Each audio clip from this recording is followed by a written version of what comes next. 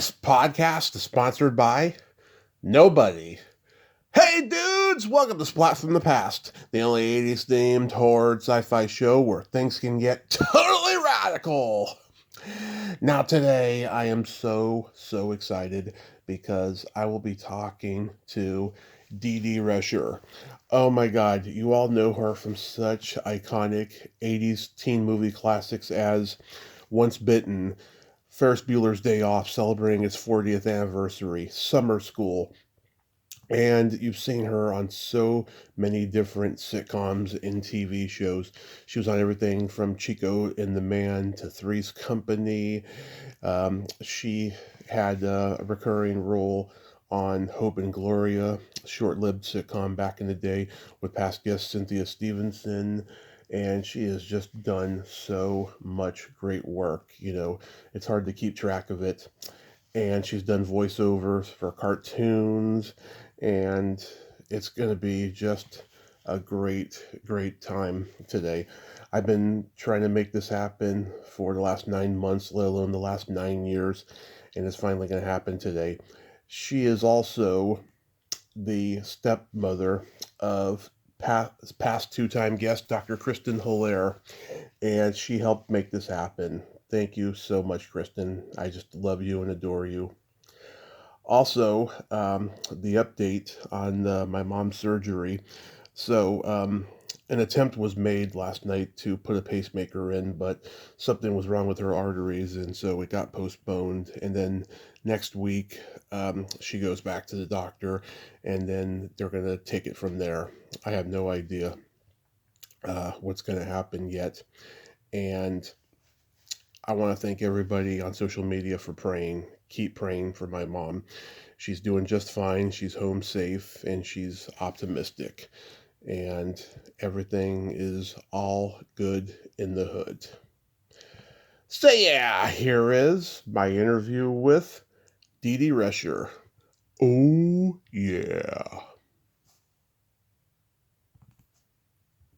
So going back in time, I can imagine coming from a showbiz family like you did, it was only natural that you would gravitate toward showbiz as well.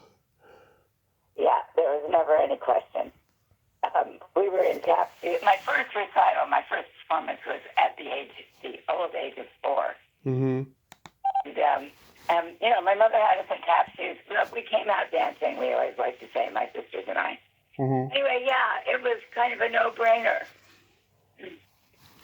Yeah, I mean, your dad, he did camera work on so many movies that I love. A Face in the Crowd, Mad Dog Cole, John and Mary, Star Trek II, The Wrath of Khan.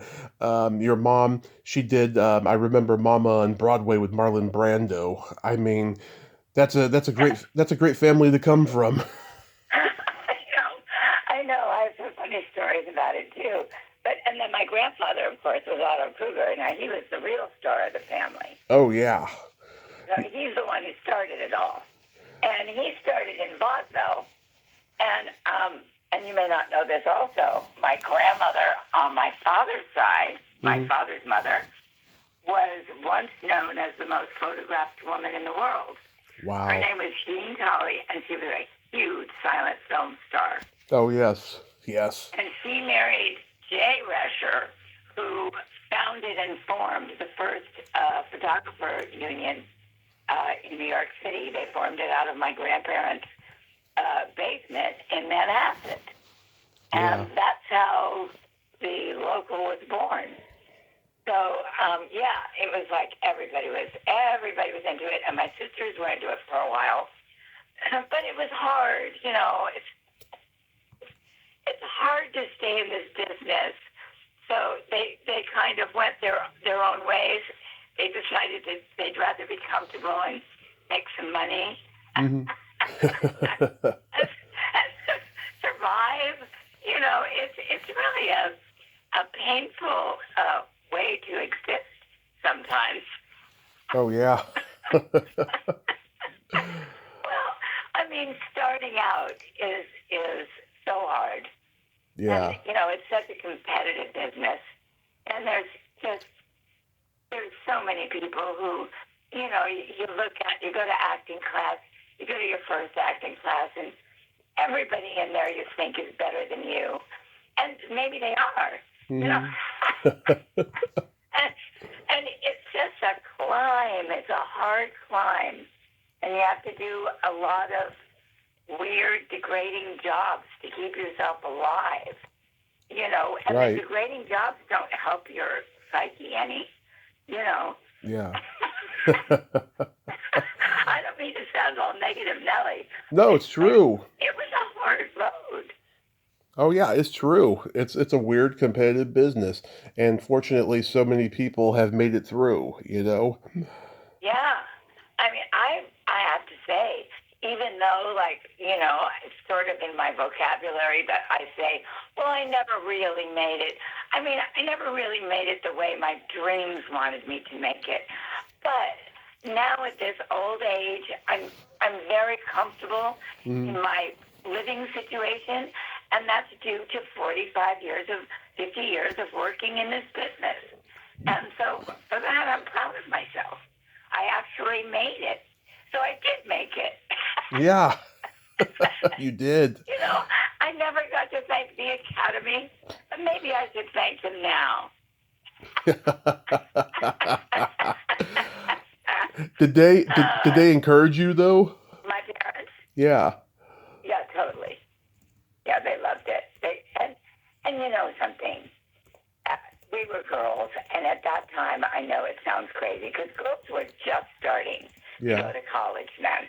Girls were just starting to be recognized as human beings, you know?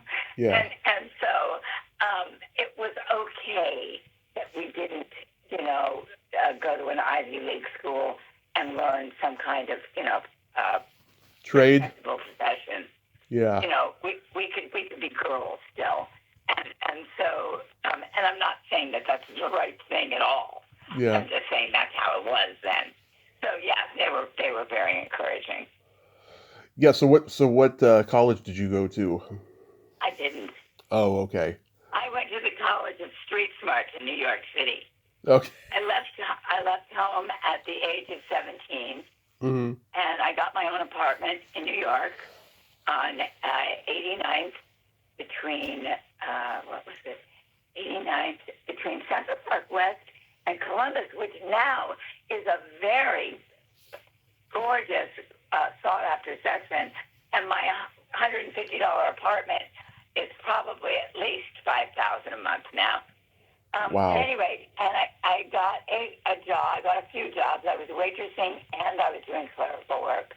I was like waitressing during the night, doing clerical work during the day, and I was taking acting, singing, and dancing lessons, and I never slept. Wow. Who are the acting teachers? My favorite was Bill Esper of the Sandy Meisner method, and I took privately with him, and it was fun. In my class was Valerie Harper and Jeff Goldblum, who I later became very close with. And yeah, it was pretty cool. It was. I'm sure there were more, but anyway, was David Rescher in your class? I don't remember the name. Okay. Could be, and never know.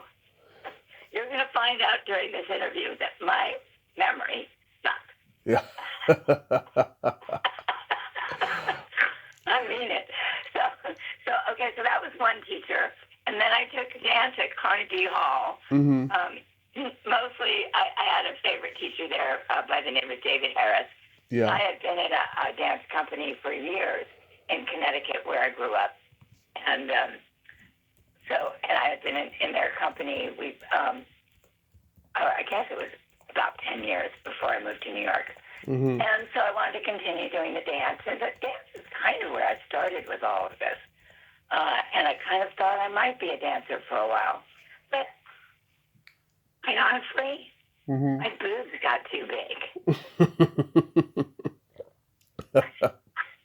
And that was a dredgement. Serious. I was like toppling over. It's hard to find your core when you can't see it. Yeah. Anyway, so yeah, I really was top heavy, and so it became difficult for me to, not to dance. I couldn't get any jobs that way. So anyway, I took with David Harris, and then I took at singing lessons at this place uptown, John May's Studios. And I took with a guy named Jim Congdon, who was also a Broadway star. Right. He was in the original Broadway show, Promises, Promises. Okay. Anyway, yeah, so those were my basic lessons. And I took a lot of other lessons in that during life. And when I came out to L.A. and all that stuff, lessons. So tell me about your philosophy on the craft of acting and what you've learned from it. Well, I want to say that the craft of acting I've learned on stage, only because in order to learn the craft of acting, you need to do it. Mm-hmm. And you need to do it repeatedly. And in television, the only way you're going to do it repeatedly is if you get a series. And I am the queen of guest stars. I guest starred on friggin' everything. Yeah. And you know, it's one week. It's not enough time to really get it down, you know. Mm-hmm. I've done recurring roles where I really had more of a chance to, you know, perfect the craft and kind of relax with it a little. Because you get so nervous, you know. Yeah. You're there and you're every day you've got the suits coming down to watch what you've done that day. If the line you said didn't get a laugh, the next day it's out of the script. You know, it's pressure. Oh, yeah. And so, being that I never had a long-running series, I never really got a chance to practice my craft. But I decided at some point that my television career wasn't going the way that I had hoped it would. Mm-hmm. And I was really wanting to act because I love it. So I decided I would go back to stage, which I had left. But when I came out to L.A., I left stage for a while and just did television. And then when that wasn't going well, I said, God damn it, I want to do something. So I did. I got back on stage, and whoa, I was loving it. So from then on, I was just like, I'm taking any stage production I could get. And then I got landed like to kind of the dream part of my life, which is my pride and joy. And if I never do anything again, I am so, look, I'm getting all emotional. Oh, dear. I'm so proud of my time with Shirley Valentine, which it's a one-woman epic play written by Willie Russell. Many people know it. Most people know it as a movie with a wonderful, late, great Pauline Collins, who was my hero. Right. But in the play, Shirley plays all the parts. So there's no Costas coming in. Shirley plays Costas. There's no Joe or Belandra. She plays all the parts. 38 roles she plays in that 2 hours. And it's all in a Liverpudlian accent, which I had absolutely no idea how to do when we first started this. And I lucked out because my very best friend that I grew up since I was a child was married to a man who was from Wales, which is right next door to Liverpool. And he happened to be great with dialects. So she said, why don't you just ask him if he'll help you? So in those days, we had, fax machines. We thought that was really pretty futuristic. Mm-hmm. Anyway. And I would fax him 5 pages, and he would MP3 me. And now that was really, out there. He would MP3 me those 5 pages back, and then I would learn those 5 pages in the accent, and then I'd send that back to him, and he'd critique me. And I would have to do it again and again and again until I got it. Now, you have to understand, there are 65 pages. Right. So it took about 3 months. It took 3 months for me to learn the accent, and I learned it so well that one of my first reviews was kind of left-handed. It said, talked about Paul, who was my coach, Right. said Paul Karn has taught his pupils so well, we couldn't understand the bleeding words he was saying. I had to like tone the whole thing down, and make it understandable. Anyway, but that was like, oh my God, what an accomplishment that was. And I remember standing backstage before each performance, and of course it got easier as time went on because I did it for quite a few years at a lot of different theaters. And so I really got a chance to practice the craft, back to your original question. Mm-hmm. And I would stand backstage, and the music would start, and I'd feel like my feet were about to fall out from underneath me. I thought there was a hole in the stage, and I was dropping through it. Mm-hmm. Shit. And it was just, it was a combination of absolute excitement and utter fear, and it was just the height of every emotion I can ever even imagine. And then on top of that, my best friend, who I told you about, whose husband taught me the language, she is a singer-songwriter, and she wrote the opening song and sang it. So it was her voice I was listening to as I was falling through the floor. So this was just a combination of, like a climax of emotions. Yeah. So, I mean, I really feel grateful to have gone through all of that wonderful journey. Yeah, I mean, God, that sounds just amazing. Now, you mentioned in that email that after class you would have orgies. I know. I thought maybe I shouldn't put that down. I mean, you don't have to be specific and mention names, but I like, won't. But this was what it was like back in the 70s. yeah. And I was it wasn't that I was promiscuous. Oh, well, yeah. I'm listening to my friend in my head. She's going, you were too, DeeDee. Anyway, but I was adventurous. Mm-hmm. And I wanted to try everything. Yeah.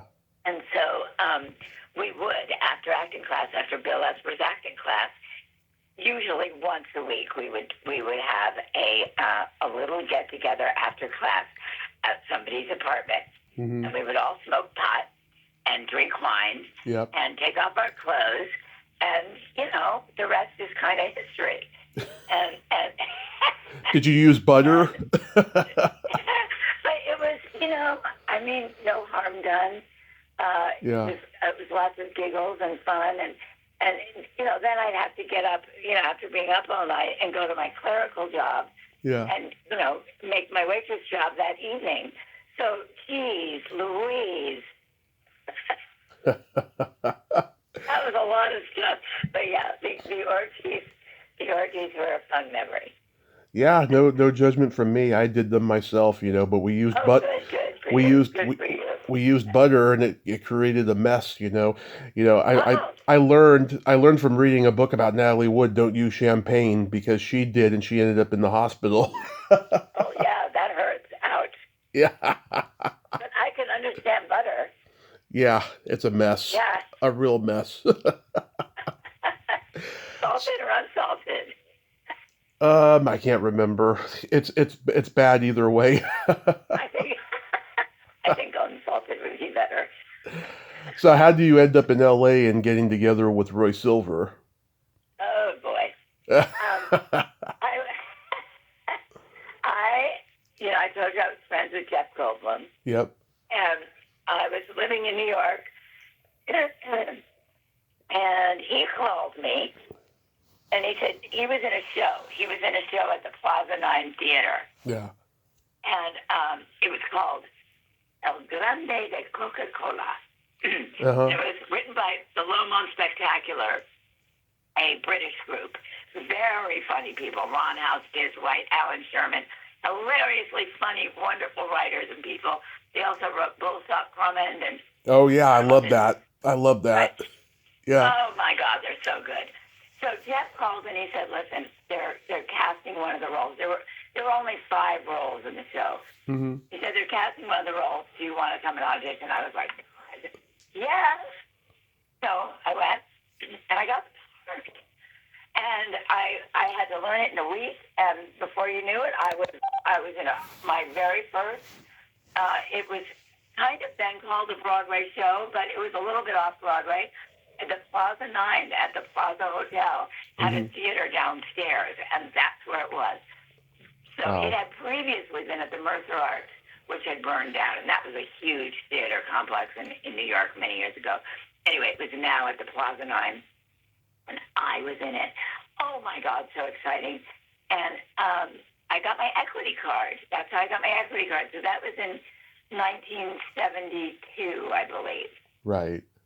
And so Jeff and I did that with, who else was starring in it? Ron Silver. Yeah. If you remember Ron Silver, he died. Of course. Fantastic actor. Very good actor. So it was Ron Silver and Jeff Goldblum, a lady named Andrea Kessler, and myself. And that was the cast. And we took it, excuse me, we ended up, this is hilarious, I did it with them for about 2 years. Right. At the Plaza 9. And then it closed. However, it got picked up by some Mexican gentlemen named Sergio and Izzy, and they were going to bring it to Mexico City. So I auditioned for it, and I got the part. Everybody was cast and ready to go, and we sublet our apartments for 3 months. We were going to Mexico for 3 months. Wow. How freaking exciting is that? Yeah. So we all left. Excuse me, I'm having some issues today. I'm not always this coffee. Anyway, it's okay. We all got to Mexico, and we opened the show at the Plaza. It was called the, it'll come to me, at the Del Prado Hotel in Mexico City. And it was a huge opening with limos and red carpets. And Sergio and Izzy it's all televised. And Sergio and Izzy are handing us these presents in front of the TV, whispering in our ears, "Do not open it now." And we're like, "Oh, God, what the fuck is it?" You know.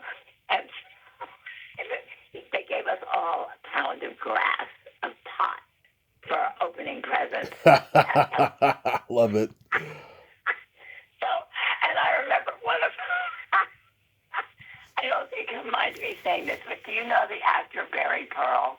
Of course I know him. He's been on the show. Okay. Barry is a dear old friend, and Barry was with us. Barry played one of the roles in that production in Mexico. And he was very paranoid about this pot situation. And he was like, "Flush it down the toilet, flush it down the toilet." And we were like, "No, don't flush it down the toilet. Give it to me." So anyway, we opened the show to just grand fanfare. And for about 3 nights, the place was packed. And it was just so successful. And then the 4th night, nobody came. I mean, there were like 10 people in the audience. Yeah. And they left before the end of the show. Yeah. And the next night, there were 5 people who came, and they left. And then the next night, there were 3 people, and it was like Izzy and Sergio said the show must close, and then they disappeared. And we were all in Mexico with no place to live. So I will tell you why this happened. At that time in Mexico, there, and probably it's still the same way, there's only a certain amount of elite kind of upper class people who are they're just so different than the regular class there. in other words, the show that we were doing, Papa Pepe Hernandez and his family, we were mimicking their theatrics. We were mimicking the shows that the real living people had going on in their lives for real, that they loved and respected. Right. And we didn't really realize that before we left. And neither did Sergio and Izzy. And they figured, all of our friends are going to love this. But what happens after that when the people who can see this show for real, not being mimicked, are right down the street, So it was kind of a bad thing. So at that time, my mother was married to this fantastic and amazing man, Everett Laybourne. He was a lawyer, a corporate lawyer in Los Angeles. And I called him in desperate need of help. What are we going to do? We can't find the producers. We're here at the Del Prado. They're telling us we have to leave. We have no place to go. We've got a 3-month contract that has not been, met. And I can't remember exactly how it happened. But my stepfather found a new lawyer in Mexico City, who tracked down Sergio and Izzy and told them they would be arrested unless they came and made it good. So they did. They came and they offered us, because they couldn't do anything else, they offered us the next 2 months to do the show in Acapulco and to do it for the turistas, the tourists would appreciate the show. You know what I mean? The real people of Mexico, the real, middle class, it was an insult to them, and I feel bad about that. Yeah. But it's funny, if you see, Pepe Hernandez has a daughter, a niece, and a nephew, and they play parts. They do the whole show, but they play like 80 parts of people from all over the world. Right. There's Toulouse-Lautrec, and there's, those La La Las girls from Spain, and they're, and they come on wearing different costumes, and it's the same people. So it's funny. It's just, humor ensues. But at any rate, so we ended up having the time of our lives in Acapulco for the next 2 months, doing the show and living it up in luxury in Acapulco. It was a blast. And you meet Roy Silver during this time. Oh, shoot. That's good. Thank you for keeping me on track. So then I came back to New York, and the show was being done in L.A. Yeah. And I was called to come out to L.A. and do the show. So I did. I came out, and I did it at a place called the Meeting House Cabaret on La Brea. And then this guy comes in, this big mover and shaker named Roy Silver, and he says, I'm going to take this show to the Whiskey A Go-Go. So next thing you know, we're playing on Sunset Boulevard at the Whiskey A Go-Go. My first gig in L.A. in 1974 or 5. Uh-huh. And it's awesome. So we played at the Whiskey A Go-Go. He was the producer, and he started flirting with me from day one. Yeah. And he was a big manager, and he managed, you know who he was. Yep. Managed Bill Cosby and Mamas Papas and Jefferson. Yeah, and Fanny and record company. Tiny Tim, yeah. Yeah, and Tiny Tim and on and on. Anyway, he was going to make me a star. That was his thing. I remember when he said to me, he was always clicking his car keys. He was clicking his car keys, and he said, marry me and I'll make you a star. Yeah. And he used to chase me around his office. It was hilarious. Anyway, I did fall in love with him. And I fell in love with his 7-year-old daughter, Kristen. Kristen, yeah. What are your what are your memories of Kristen at that time?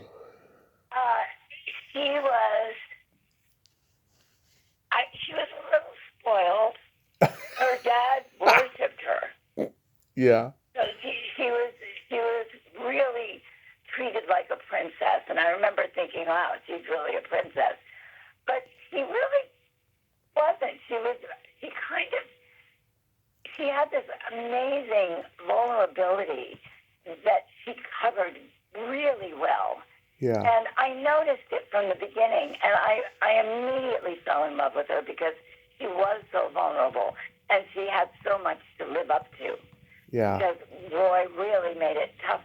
You know, he really expected a lot from her, and she was just a child. Yeah. You know, and she was smart as a whip. Oh, yeah. And she still is. You know, she's amazing woman. So yeah. So I just my heart opened up to her because she would let me in, and that was really great. And we had, and once again, the rest is history.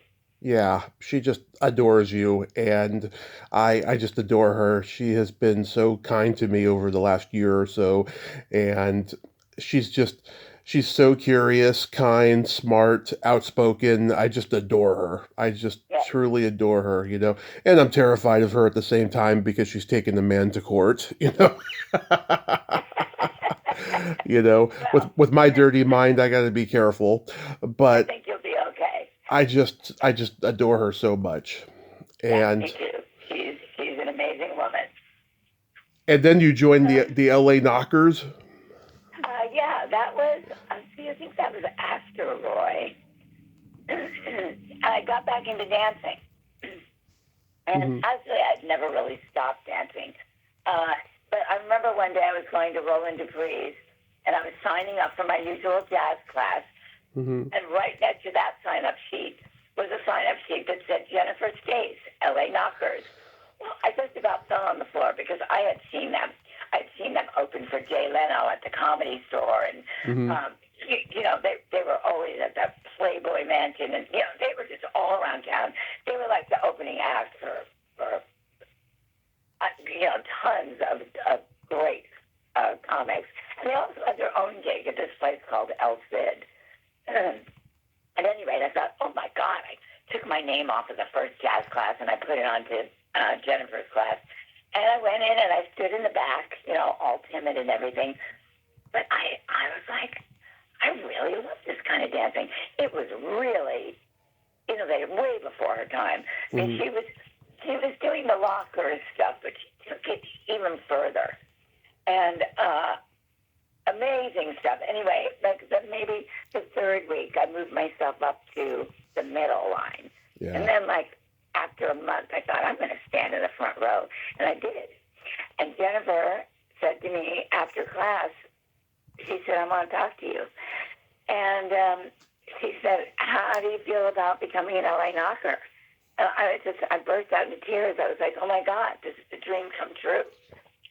I still want to be a sexy, wonderful, crazy dancer going to the Playboy Mansion. Yes, I'll do it. Yeah. So I was only with them for about 5 years, but it was a blast. And I love those women. Yeah. Jennifer died recently at the age of 83. She had a good, long life, and she had a lot of tragedies, too. Bless her heart. But she was the daughter of a great and famous philosopher. Yeah. I can't remember his first name. His last name is Stace, obviously. He was best friends with Einstein. Well, Marilyn Corwin and Yana Nirvana from the Groundlings was in there. I've been trying to get them for years, but I've never gotten a response. Marilyn, because she's no longer with us. Oh, I didn't know Marilyn Corwin was gone. Yeah, she suffered for many years. I can't remember. I think it was leukemia or something, but she was sick for a long time. Yeah. So yeah, this was just a couple of years ago. And who else did you say you wanted to get? Yana Nirvana. Oh, Yana. Yana is living down in Mexico. Uh-huh. She lives in La Misión, and that's where Jennifer had moved to, and they both bought houses next to each other. Nice. Yeah. So I see them once in a while because we do reunions once in a while. Yeah. It was such a camaraderie back then. There was no internet. Everybody knew each other. It was just magic, and so many of those groups still get together these days, Yeah, we all get together as little old ladies. Come on, you're not that old. The last time we had a Knockers reunion, it was just hilarious. And it wasn't long ago. It wasn't a reunion. It was to celebrate Marilyn. Right. And Marilyn and Jennifer had both kind of gone in the same year or close to each other anyway. And so we had a celebration for their lives. But everybody's dancing. And, these girls, they still got it. Yeah. I mean, we may be huffing and puffing, but man, we're still hot. Yeah. So getting into your credits, so you were Nurse Patty Villa on Chico and the Man. How was that experience? It was really great, and it was really kind of sad too because I was slated to become his next girlfriend. Yeah. And it was like 2 weeks after that aired that he took his life. God, it's sad. Yeah, yeah. And well, that's sadder for him than for me. But it was also like, oh my God, And he was. I love Jack. Jack was amazing, and Freddie was wonderful. So it was. I have nothing to say except good things. That was a good experience, and I was grateful to have had that experience.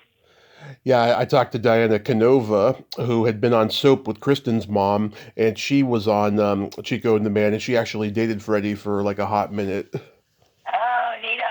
And I worked with Diana Canova on a show called Dinah and Her New Best Friend. Oh, yeah. Yeah. And then you did Three's Company. Oh, my God, I love John Ritter, and I love that show. Everyone tells me he was such a mensch. He was a total mensch and the best. And I worked with him subsequently after that. Skin deep. Skin deep, exactly. And, yep. What a doll. What a doll. Just a real person and so gracious. And can't say enough good things about John Ritter. Yeah. Do you remember anything about Don Knotts? No. I don't think I ever met him. You didn't work with him on that episode? No. Okay. Did I? I don't remember. It's funny. I've seen every single episode of Three's Company, but certain ones like this one, I can't even remember. Neither can I. Yeah. So. I know. Well, it happens. The brain is a weird thing. So I love Once Bitten. It's one of my favorite 80s movies and favorite Jim Carrey movies for that matter. Skip Lackey, whom you shared a laundromat scene with, has been on here. He's a great guy. And you are such a cutie patootie in this scene, just with your 80s Jewish black hair and that naughty smirk. And you said that you want to tie him up to his bed, and whip him because you're trying to get rid of him because he's hitting on you. I love that. Yeah, what's his name? Howard Storm, one of the founding members of the committee. He directed it. Do you remember anything about him? Nothing except that he was a delight. Yeah. Yeah, I just remember really having a very positive experience on that movie. Yeah, such a funny scene. You were going to mention that you had met, that your dad had met Mark Harmon. Yeah, Mark Harmon, because you did summer school with him. Summer school, yeah. Yeah, so in 1988, my mom and my dad went to this celebrity baseball game in San Francisco at Candlestick Park, and my mom grew up with the actor Dennis Haysbert. Like, they've known each other since kindergarten. They go that far back. So it was like Dennis Haysbert, Mark Harmon, Dirk Benedict, Carl Weathers, lots of big name people, and that this was at a time when people can go get celebrities autographs after the show or something. So they go to get autographs after the show, and my dad goes over to Mark Harmon, and he's surrounded by gorgeous women, and he hasn't shaved in a few days, and he said that Mark was very, very nice to him, and he gets his autograph, and this one girl says, "Mark, you really need to shave." And my dad said, "Ah, no, he's putting on his game face." And Mark gives him his autograph and gives him this look like, get the fuck out of here. Oh no. It was Oh, hilarious when he told me that's that. funny. You had a good experience working with him? Oh, very good. And I feel like I worked with him again too. Yeah, we had a blast that day. It was a lot of fun, and I had worked with Pam Dauber a couple of times. Maybe that's why I'm thinking that I worked with Mark again. And then I also saw them, Yeah. both of them. Mark and Pam came to see. I was doing Prisoner of Second Avenue with Jason Alexander at the El Portal.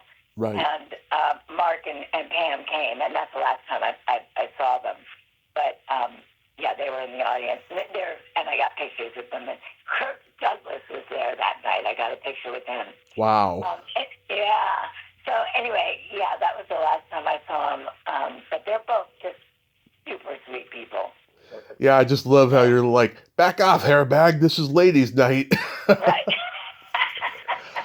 I'm sure you were making Carl Reiner laugh out loud when you were doing that scene. You know, come on, baby, shake that cute ass. Yeah, that was. I'm kind of known for that one. All of my girlfriend's kids. Yeah. That was, they're all cool because his mom's best friend was Shaker Bon's baby. Yeah. Ken Oland, he's a sweet guy. I've interviewed him. Yeah. He's that guy. Yeah, he is. He is. He's sweet. So how do you That was fun. how do you get cast in Ferris Bueller's Day Off? I auditioned for it, like Mhm. everybody else. And I remember thinking during that time I was doing a lot of television and I was working all the time. And they offered me the role, and it was a really small role, Mm-hmm. and it was a really small pay. It wasn't really that small. I mean, I guess it was $1,000 for the day. Yeah. And I remember they wanted me to drive to Long Beach. I lived in LA at the time. Ironically, I live in Long Beach now, but at any rate, that time I lived in LA, and they were shooting in Long Beach. And it was one day, a really small role, and I talked to my agents about it, and I said, I don't think I should do this. It's kind of embarrassing. And and my agent said, well, it'll be good for your medical, to go into your insurance, why not? Just do it. So I said, oh, all right, begrudgingly, I went. And nobody knew who Matthew Broderick was at the time. Nobody knew who John Hughes was. Nobody, you know what I mean? Yeah. This was a just out of left field kind of movie that ended up being the biggest cult movie of all time. Yeah. I mean, iconic. Yeah. And it ended up being my claim to fame. It was. And did you know that your scene was a reshoot? What does that mean? What do you mean? It means this scene was a reshoot. It was a reshot scene. What happened was they shot the exteriors and the interior on the bus in Chicago, but rain happened, and that's why they reshot the scene with you in L.A. Oh no, I never knew that. Yeah, the girl on the bus, the nerdy girl with the gummy bears, that's Pauline Noonan. She was a local Chicago actress who shot her scene on the bus in Chicago that day, and yeah, they had to go to L.A. to reshoot the bus scene, and it wasn't supposed to be at the end of the movie. It was actually supposed to be just before he went back to the house to catch Ferris in the act. It was supposed to be, but then I don't know, something was going on in the editing room where like Hughes was like, you know what, this scene would work so much better as a great, epilogue during the end credits. So he put it there. Wow. Well, look at you with this knowledge. That is so cool. I never knew that. I've talked to Paulie, and she told me that. I didn't even know that. I thought that was so cool. That is amazing. Well, I will tell you, I learned how to drive a bus that day. Yep. And as you will see from my driving, I didn't learn very well. But, but I did go up to John Hughes after the end of the day, and as you do, you say thank you to the director. I said, thank you very much, and I really appreciate the lessons. If my career doesn't work out, I've got something to fall back on. Yeah. Yeah. And I've met a few of the cast members at the Hollywood show last June. Cindy Pickett, Mrs. Bueller, she kissed me. That was so wonderful. Oh, she's so awesome. She was so awesome. She and Lyman. Lyman, Awesome he was people. there. Lyman was there. His health is not so good, but he was very nice. And Jonathan Schmock and Alan Ruck was allegedly supposed to be there at last minute, but I thought to myself, nah, he's not going to show up. He was on that popular show a couple years ago on HBO. This is beneath him. you know. Do you remember guest starring on Hunter? I do. Yeah, I do. I love that episode. Lydia Cornell was in it, and Stephanie Kramer. I interviewed her last year. She was one of my favorite guests of the year. She was so wonderful.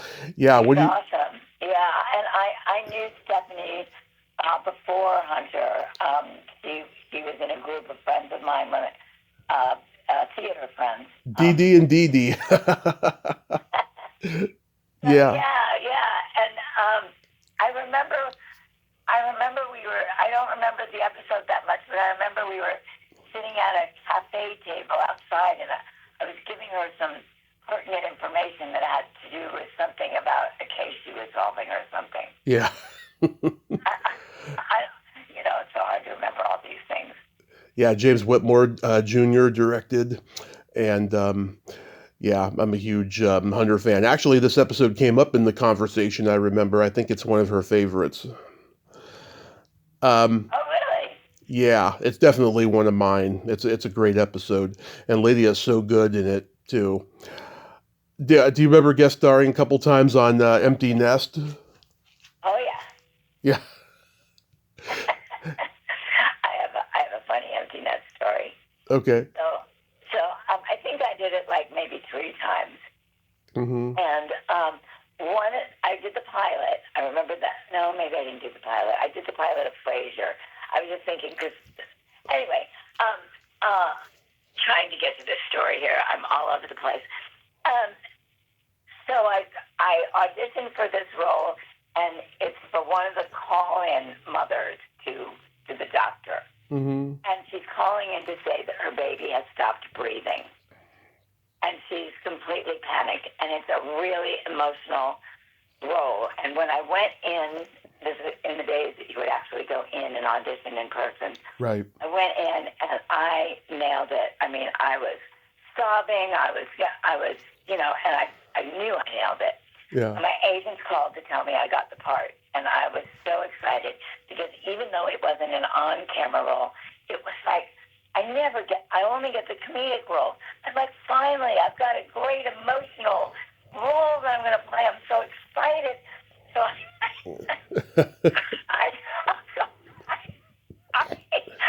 go into work, and they sign me in, and they give me my sides of my dialogue, and it's not that part. It's the part of some, it's like some one-liner that's stupid and means nothing. And I go up to them and I say, no, you gave me the wrong side.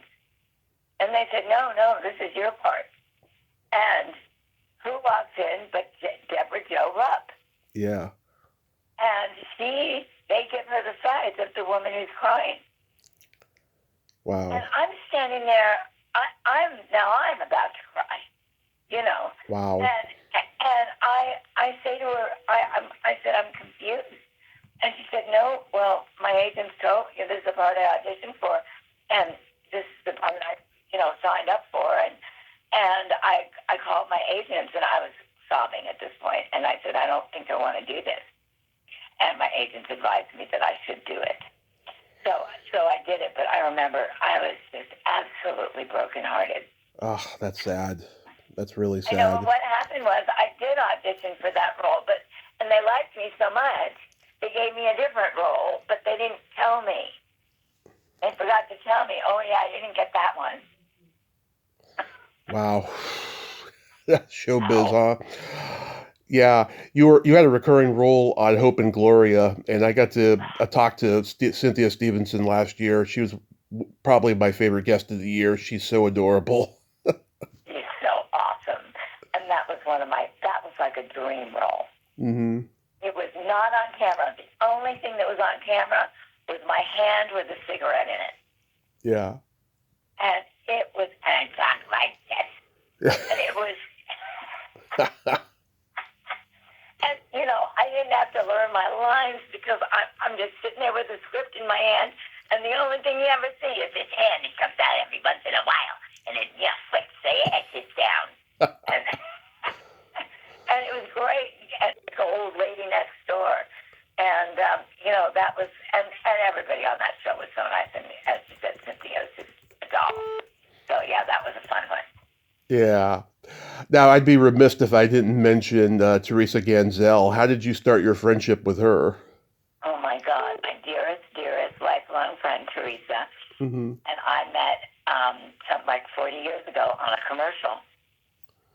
And it was funny. Teresa and I, everybody says, God, you guys are great together. You should work together. And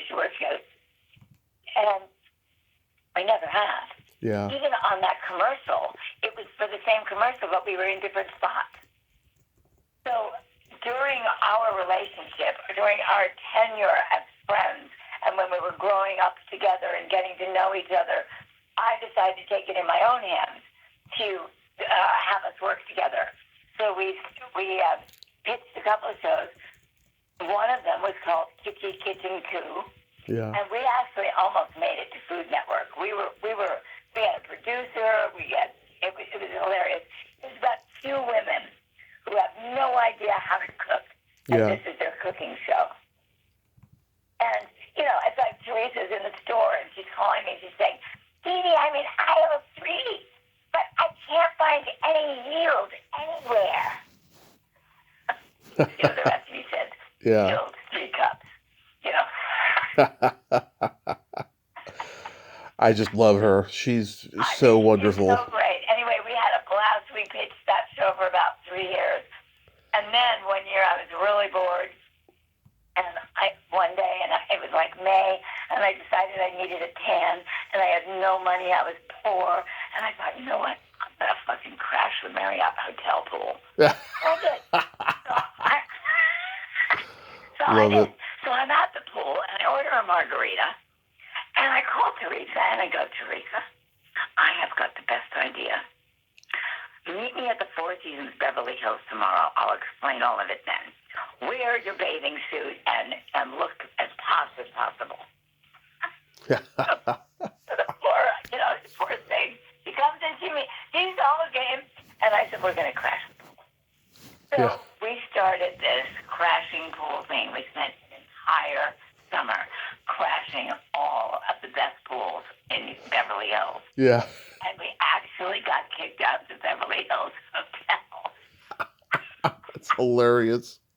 And it was funny because Teresa was still, Teresa was very recognizable. Oh, yeah. She was a star. Oh, yeah. I wasn't, but she was recognizable. So it was really like a testimony to our friendship that she stuck with me on these things because, people would kind of recognized her and could have said, "Hey, Teresa Ganzel, things must be pretty bad. Why are you crashing pools?" Yeah. Anyway, the day we got kicked out of the Beverly Hills Hotel, we were at the pool area, and they made us go sit down on these, like dunce stools while they called the management to see why our names weren't in the, register in the rooms. I kept trying to tell them. My husband ordered the room. He's on the plane. The plane has been delayed. I was making up all these stories. And Teresa saw that wasn't working. She stood up and she goes, "Wait a minute. Is this the Beverly Hills Hotel?" And everybody's like, "Yes."